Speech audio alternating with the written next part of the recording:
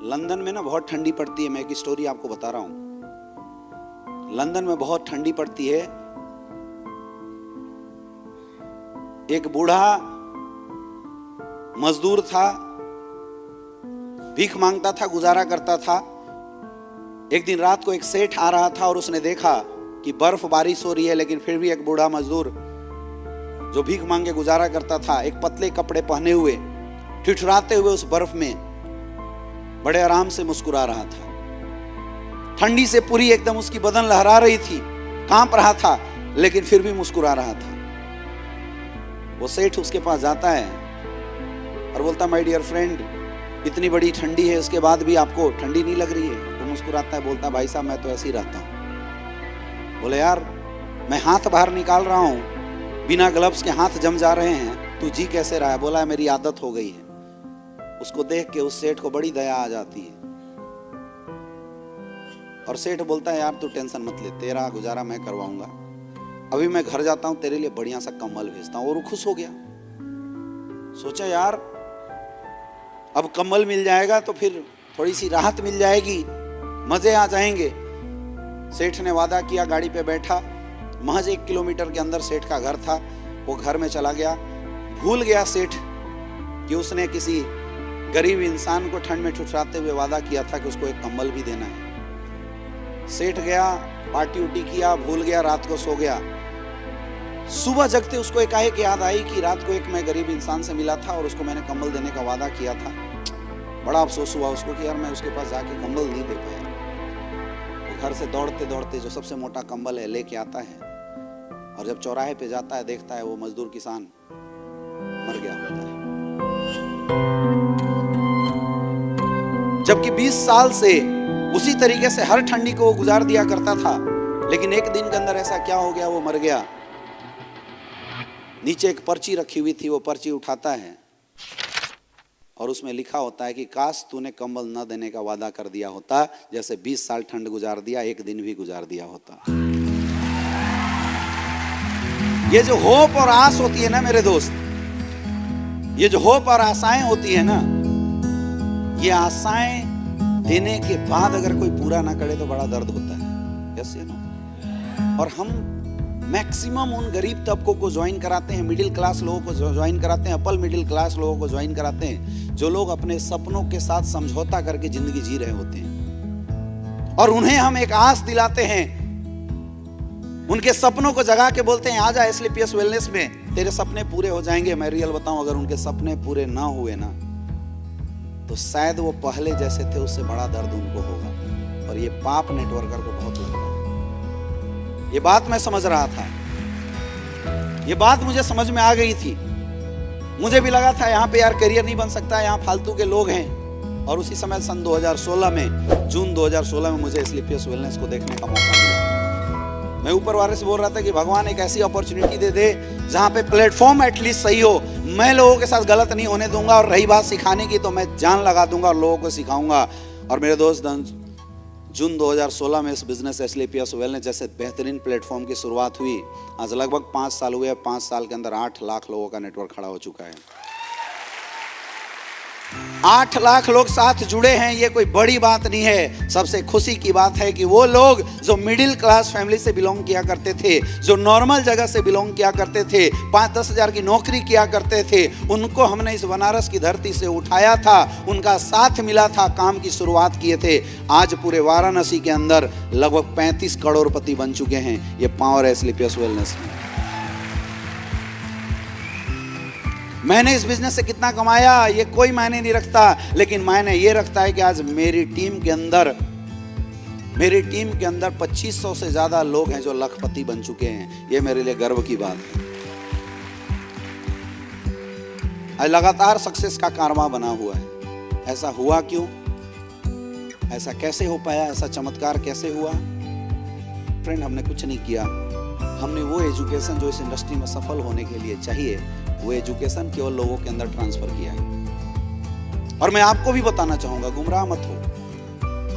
इस इंडस्ट्री में अगर आपको सफल होना है ना, तो आप सबको सीखना ही पड़ेगा। इसके अलावा कोई दूसरा ऑप्शन, जो सीखेगा वही जीतेगा, वही इंसान आगे बढ़ेगा।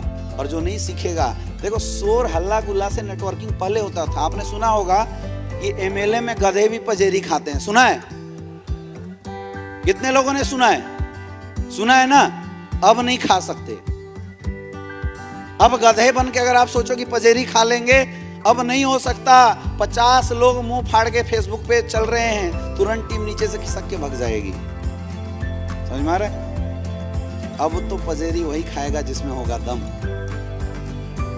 समझ में आ रहा है? जिसमें होगा दम वही बनेगा डायमंड, बाकी तो लटके रह जाएंगे। और उसके लिए हमें इस काम को सीखना पड़ेगा। आप में से बहुत सारे ऐसे लोग होंगे जिनको ये काम बड़ा टफ लगता होगा। कितने लोगों को लगता है? किसी को नहीं लगता। क्या बात है? तो हर वीक में 100 एसपी क्यों नहीं डाल देते? अरे कम से कम अपने आप से तो सच बोलो। हाँ जी, एक कहानी सुनाऊं? कहानी सुनाऊं? वाराणसी के अंदर एक बढ़िया इंसान था।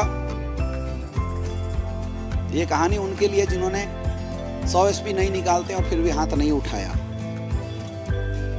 ये कहानी उनके लिए है। तो बनारस के अंदर वो बहुत अच्छे इंसान थे। उनकी बीवी प्रेग्नेंट हो गई। भाई सबकी हो जाती है, बड़ी बात थोड़ी। 9 महीने पूरे हुए, डिलीवरी का वक्त आया और उसी समय जोरदार तरीके से पेन होना शुरू हुआ। वो जाता है दौड़ते हुए और डॉक्टर को बुला के लाता है। डॉक्टर भी अपना पूरा अटैची जो पूरा सामान जिसमें रखता है, अटैची लेके पूरा आता है, अंदर घुसता है और अंदर खटपट की आवाज होनी शुरू हो जाती है। करीब 15 मिनट खटर खटर खटर खटर चलता रहा। डॉक्टर फिर झरोखा खोलता है, खिड़की से मुंह सर बाहर निकालता है, बोलता भाई साहब हथौड़ी है। बोला डॉक्टर साहब मेरी मैडम प्रेग्नेंट है, हथौड़ी किस लिए? बोला है क्या? तो डॉक्टर तो जो मान दे देना पड़ता है। उसने हथौड़ी दिया, फिर गया, ठकास ठकास ठकास ठकास आवाज आती रही। 10 मिनट, 15 मिनट, आधा घंटा आवाज आया। फिर थोड़ी देर में आवाज बंद हुआ। फिर डॉक्टर झरोखा खोलता है, सर बाहर निकालता है, बोला आ रही है क्या? अब वो परेशान, बोला डॉक्टर साहब बच्चा पैदा हो रहा है, कुछ और हो रहा है। बोला आ रही है तो दो यार जल्दी। अब बेचारा मरता क्या नहीं करता, लीजिए भाई आ रही। फिर आ रही लेके अंदर गया। फिर खर खर खर खर खर खर खर खर खर खर 10 मिनट तक खर खर चलता रहा। अब वो बड़ा बेचैन, फिर परेशान। तब तक फिर डॉक्टर साहब झरोखे खोलते हैं और सर बाहर निकालते हैं। बोले कुल्हाड़ी है क्या?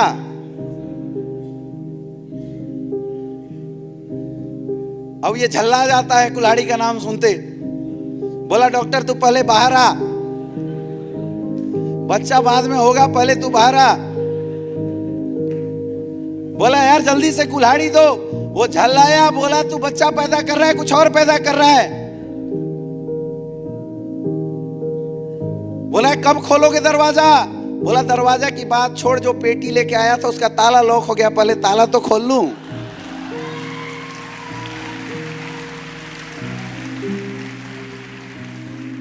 तो यहां भी बहुत सारे ऐसे लोग हैं जिनकी पेटी के ताला भी बंद है।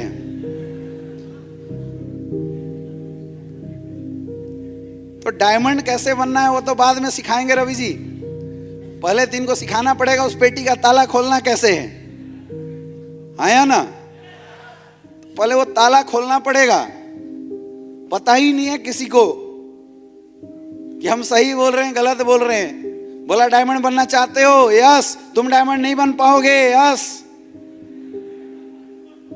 कम से कम सेशन में बैठे हैं तो दिमाग का ताला तो खोल के बैठना पड़ेगा। आया ना? यस या नो? माय डियर फ्रेंड, कोई भी इंसान सक्सेसफुल पैदा नहीं होता। पैदा होने के बाद जो एजुकेशन मिलता है, जो परवरिश मिलती है, वो ये बात डिसाइड करता है कि आप सक्सेसफुल होने वाले हैं या नहीं होने वाले। आज हम जो भी हैं, आज आप जो भी हैं, जिस भी मेंटलिटी के साथ आज अब आप खड़े हैं प्रेजेंट के अंदर, आपको क्या लगता है वो मेंटलिटी आपकी है? वो आप हैं? ये रास्ता आपने खुद चुना है? नो। आज हमारा वर्तमान हमारे खानदान, हमारे माँ बाप का दिया हुआ वर्तमान है। क्योंकि जब हम पैदा हुए, पले बढ़े, एजुकेशन की बात आई तो हमारे माँ बाप ने सरकारी स्कूल में हमें डाल दिया। कहाँ डाल दिया? तो स्लाइड वाले हमें देखते रहना।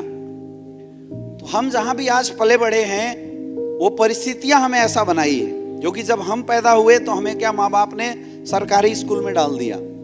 हमें पैदा होते ये सोच डाला गया कि बेटा पढ़ो लिखो और, जोर से बोलना, पढ़ो लिखो और, पढ़ो लिखो और, इधर वाले पढ़ो लिखो और, यस। यही मेंटलिटी हमारे दिमाग में बैठा हुआ है। यह मेंटलिटी डाला किसने? आपने या आपके माँ बाप, खानदान ने? राइट? तो आप गलत नहीं थे, आपकी परवरिश ही ऐसी हुई। छोटे स्कूल में मेंटलिटी ऐसी डाली गई जहां पैदा हुए थे। और पैदा होना किसके बस में था? ऊपर वाले के बस में, हमारे हाथ में नहीं था। यस या नो? मैं बोलता हूं कि अगर आपको पैदा एक रिच फैमिली में किया गया होता, अंबानी के घर में आपकी पैदाइश होती, अडानी के घर में आपकी पैदाइश होती, टाटा के यहां अगर आप पैदा हुए होते, तो माँ बाप आपको पैदा होने के बाद पढ़ने लिखने समय क्या बोलते? पढ़ो लिखो और कंपनी संभालो, मालिक बनो, एम्प्लॉय हैंडल करो। यस या नो? यस या नो? तो हमारी मानसिकता किसने बनाया? दोनों जगह तो हम ही थे। तो सफल और असफल मानसिकता जो बनती है इंसान के जिंदगी में, वो बनता है परिवेश और परिस्थितियों की वजह से, जिन परिस्थितियों में आप पैदा हुए और पले बढ़े। समझ में आ रहा है? अब बहुत ध्यान से समझना क्या गेम हुआ है हमारे साथ। तो हम आज जिस मेंटलिटी को पकड़ के बैठे हुए हैं, जिस मेंटलिटी के साथ हम जी रहे हैं, वो मेंटलिटी हमारे बचपन से पनपी हुई चीज है। लेकिन प्रॉब्लम यह है कि हम उन मेंटलिटी से इतने ग्रस्त हो चुके हैं, इतने घिरे हुए हैं, उस मेंटलिटी से निकलना हमारे लिए आज के डेट में बड़ा मुश्किल हो रहा है। वही ताला खुल नहीं रहा है। चाहे कोई कितना भी ठोक रहा है, कितना भी आरी चला रहा है, लेकिन वो ताला किसी का खुल। अब नेटवर्क मार्केटिंग इंडस्ट्री आपकी जिंदगी में आया, एसलीपीएस वेलनेस आपकी जिंदगी में आया, और किसी ने बोला आपको कि भाई साहब यहां से तू करोड़ों रुपए कमा सकता है। ये क्या है? कोरे सपने वाली सच है। यस या नो? माइंड क्या बोल रहा है? तू नौकरी कर सकता है, तू 8-10 हजार रुपए कमा सकता है। और एसलीपीएस के लीडर क्या बोलते हैं? तू करोड़ों रुपए कमा सकता है। आप मुझे बताओ, दोनों मेंटलिटी में फर्क है या नहीं है? तो ये बात हमारा माइंड एक्सेप्ट ही नहीं करता, स्वीकार ही नहीं करता हमारा माइंड ये बात कि ऐसा भी हो सकता है। और यही वजह है, मैंने पूछा था ना कितने लोगों को विश्वास है कि वो करोड़पति बनेंगे। 90% लोग हाथ ऊपर नहीं किए थे। ये हाथ इसलिए नहीं उठे थे क्योंकि आपके और इस बिजनेस की मेंटलिटी में बहुत बड़ा फर्क है, बहुत बड़ा गैप है इन दोनों मेंटलिटी के अंदर। लेकिन मैं बताऊं मेरे दोस्त, इस दुनिया के अंदर हर इंसान अपने आप को बदल सकता है। एक स्लाइड अभी दिखाएंगे आपको। हर इंसान अपने आप को बदल सकता है, हर इंसान अपने आप को चेंज कर सकता है, अगर उसने अपने मेंटल स्टेटस, मेंटल सेटअप को सही कर दिया तो। कोई अंतर नहीं होता जो बड़े लोग हैं, जो सफल लोग हैं, और कोई अंतर नहीं होता जो आम लोग हैं। दोनों में केवल मेंटलिटी का डिफरेंस है। कई लोग ऐसा बोलते हैं कि सर बड़े लोग बहुत मेहनत करते हैं। क्या कमजोर लोग मेहनत नहीं करते हैं? रिक्शा वाला मेहनत नहीं करता है? एक किसान मेहनत नहीं करता है? सोचो, जिस ठंडी में हम घर से बाहर, कंबल से बाहर तक नहीं निकलते, उस समय एक किसान एक पतला सा चादर ओढ़ के ठंडी में मेड़ को सजा रहा होता है, पानी पटा रहा होता है और जानवरों को भगा रहा होता है। ये मेहनत नहीं है तो क्या है?